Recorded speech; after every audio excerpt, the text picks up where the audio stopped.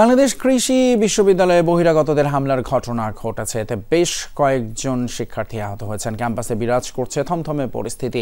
Combined ডিগ্রির দাবিতে বাংলাদেশ কৃষি বিশ্ববিদ্যালয়ের ভিসি সহ একাডেমিক কাউন্সিলের প্রায় 227 জন শিক্ষককে ক্যাম্পাসে জয়নুল আবেদিন মিলনায়তনের ভেতরে রেখে গেটে তালা দেয় শিক্ষার্থীরা। এই ঘটনাকে কেন্দ্র করে রাত 8টার দিকে ঘটে এই ঘটনা। এক পর্যায়ে ময়মনসিংহ জেলা প্রশাসক এবং পুলিশ সুপার যান ঘটনাস্থলে। শিক্ষার্থীদের সাথে সমঝোতার আলোচনা শুরু করেন। হঠাৎ করেই লাঠিসোঁটা নিয়ে সেখানে প্রবেশ করে বহিরাগতরা, বের করে আনে শিক্ষকদের। এ সময় লাঞ্ছিত করা হয় শিক্ষার্থীদের। ক্ষুব্ধ হন শিক্ষকরাও। শিক্ষার্থীদের উপর হামলার ঘটনার খবর ছড়িয়ে পড়লে রাতে হল থেকে বেরিয়ে আসে শিক্ষার্থীরা। ঘেরাও করে ভিসির বাসভবন এবং প্রক্টরের অফিস।